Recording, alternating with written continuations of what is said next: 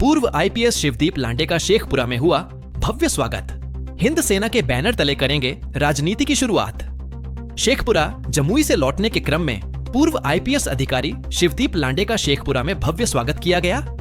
शहर पहुंचने पर स्थानीय सामाजिक कार्यकर्ता शंभू यादव ने उन्हें फूलमाला पहनाकर और अंगवस्त्र भेंट कर सम्मानित किया। इस दौरान बड़ी संख्या में लोगों की उपस्थिति रही। पूर्व आईपीएस शिवदीप लांडे ने हाल ही में राजनीति में कदम रखा है। उन्होंने अपनी नई पार्टी हिंद सेना की घोषणा 8 अप्रैल 2025 को पटना में आयोजित एक प्रेस कॉन्फ्रेंस के माध्यम से की थी। इस मौके पर उन्होंने आगामी बिहार विधानसभा चुनाव लड़ने की घोषणा की। उन्होंने कहा कि उनकी पार्टी का उद्देश्य प्रदेश में एक पारदर्शी और जवाबदेह शासन व्यवस्था स्थापित करना है, जो धर्म, जाति और वोट बैंक से ऊपर उठकर काम करे। पूर्व आईपीएस शिवदीप लांडे ने बताया कि उन्हें कई प्रमुख राजनीतिक दलों की ओर से राज्यसभा भेजने, मुख्यमंत्री का चेहरा बनाने और मंत्री पद देने जैसे प्रस्ताव मिले, लेकिन उन्होंने सभी प्रस्ताव ठुकराते हुए एक नई राजनीतिक पार्टी बनाने का निर्णय लिया। उन्होंने युवाओं से अपील की कि यदि वे बिहार में बदलाव चाहते हैं तो हिंद सेना में शामिल होकर इस मुहिम को मजबूत करें। उन्होंने कहा, हमारे खून के हर कतरे में हिंद है, इसलिए हमने अपनी पार्टी का नाम हिंद सेना रखा है। हमारा लक्ष्य प्रदेश को एक साफ सुथरी और जवाबदेह व्यवस्था देना है।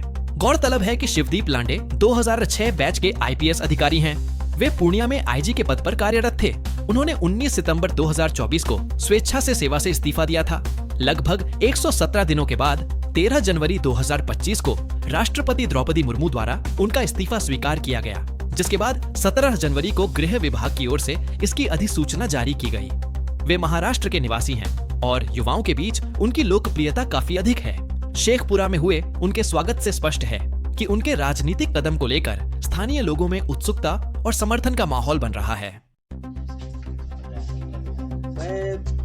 मैंने सेवा से इस्तीफा देने के बाद बिहार, वैसे तो इस्तीफे के बाद तुरंत मैं घूमना शुरू किया था, लेकिन एक पार्टी मैंने हिंद सेना बने उसके बाद और ज़्यादा तेज किया है। अभी विशेषकर पहले तो मैंने फोकस किया था जिस क्षेत्र में मैंने काम किया उसके आसपास के लोगों के जिले, और जिस क्षेत्र में मैंने काम नहीं किया उस क्षेत्र के जिला को उसमें बेसिकली यही है कि जो मुझे वहाँ पे इमर्जिंग लीडर्स लगते हैं जिनमें एक पोटेंशियल है अपने आप के समाज को नेतृत्व देने की, बिहार की दशा और दिशा को ये लिए एक विजन है, उन लोगों से मिल रहा हूँ। उसी क्रम में आज मैं शेखपुरा में आया था और यहाँ पे शंभू जी बैठे हुए हैं, तो उनसे मैं मिलने आया था पर्सनली, क्योंकि उनका भी एक अच्छा बैकग्राउंड रहा है यहाँ पे।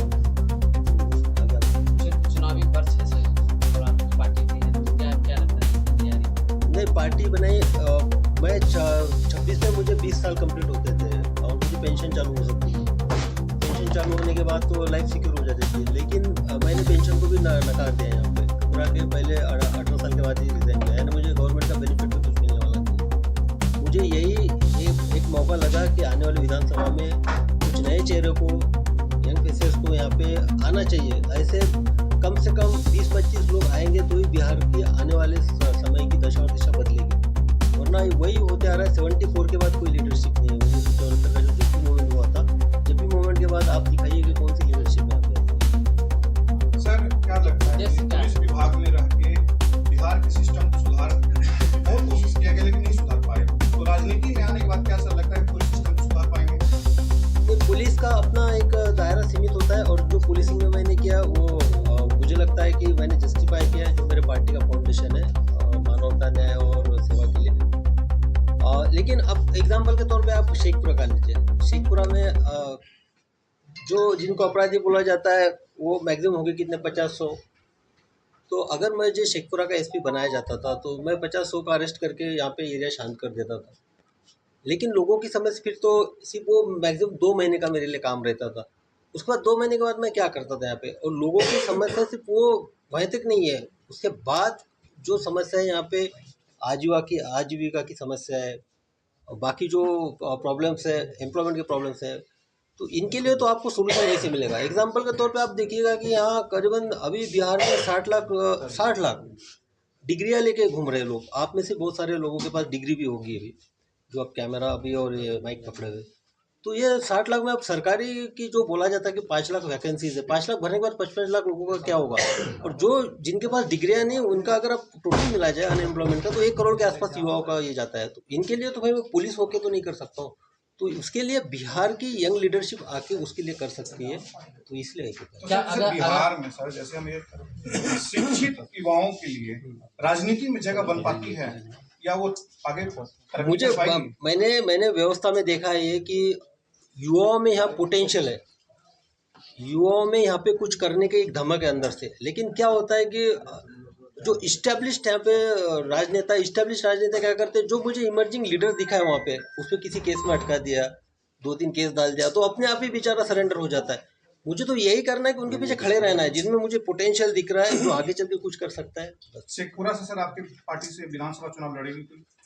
नहीं, मैं तो 243 पे लड़वाने वाला हूँ यंगस्टर्स को, तो अभी शेखपुरा तो मेरे माइंड में हो गए। अभी देखते हैं, अब सबसे मिल रहे हैं, अब ये क्या है। अगर आपकी अगर सरकार बनती, पहली प्राथमिकता क्या होगी? अगर हो सकता है, क्या पहली प्राथमिकता बिहार की क्या होगा डेवलपमेंट में? भाई अभी तो यहाँ कैंडिडेट से डिक्लेयर नहीं हो गए, आप सीधा ऐसा बोले कि सरकार कुछ तो गोल होगा कि नहीं साहब। देखिए, मैं सिंपली बताता हूँ, मैं एसपी था, एसपी के बाद मैं जहाँ पे भी एसपी रहा, उस किसी थाना में ये आज तक मेरे पास कंप्लेंट नहीं आई थी मेरे जुरिडिक्शन के अंडर में एफआईआर के लिए पैसा मांगा जा रहा है, या 105 रुपये मांग रहे, 1000 रुपये मांग रहे, तब एफआईआर होगा। मेरे पास ये कंप्लेंट नहीं आती थी कि किसी का झूठा नाम डालवा दिया और किसी का झूठा नाम निकलवा दिया। तो ये बात तो है, जब मैं एसपी तौर पे कर सकता हूँ, तो जैसे ही अगर हमको यहाँ सोसाइटी देती है तो क्राइम, दूसरी बात करप्शन, क्योंकि जब मैं एसपी था तो मेरे थाने में भी घूसखोरी की कोई ऐसी वारदात नहीं होती थी और किसी की हिम्मत नहीं होती थी। और बाद में अब मुझे सबने बोला यहाँ पे कि यहाँ पे जो है कि जो वोट और बेटी जो है वो हमेशा जात में दी जाती है, और लोग रात तक तो सब ठीक रहता है, लेकिन जिस दिन वोटिंग के दिन लाइन में लगता है वो बटन दबाता है तो जात पे दबाता है। तो मुझे सब लोगों ने बोला कि मेरे भाई तुम कुछ नहीं कर सकते, इसमें क्यों कर रहे हो, लेकिन मेरे ऊपर आप लोगों का कर्ज है, आप लोगों ने मुझे नाम दिया है, पहचान दी है। शिवदीप लांडे को शिवदीप लांडे दुनिया में जो बनाया आप लोगों ने बनाया, तो भाई आपका कर्ज उतारने की मैं कोशिश तो कर सकता हूँ। बस मैं इसीलिए मेरे एक निस्वार्थ भावना से मैं निकला हूँ कि कुछ देना है मुझे, जब इस धरती ने मुझे दिया तो मैं दूंगा, और आने वाले 15-20 साल तक मैं देने की कोशिश करूँगा। अब आगे चल के यहाँ के युवाओं को सोचना है, यहाँ के जो वासी है उनको सोचना है। सर, जैसा कि आपने बताया कि आपके कार्यकाल में या आपके कार्य क्षेत्र में किसी तरह तो आप ही दे सकते हैं, अभी आप शेखपुरा के बता दीजिएगा, ये तो सारी दुनिया जानती है कि क्या हो रहा है व्यवस्था में, क्या नहीं हो रहा है करके। अगर आपको मौका मिले तो इसके लिए क्या करेंगे? क्या करेंगे, किसी की हिम्मत होगी, सबसे पहला सवाल यही है। जब हम होंगे तो बता दीजिए किसकी हिम्मत होगी, पता चल जाएगा। चलिए, थैंक यू।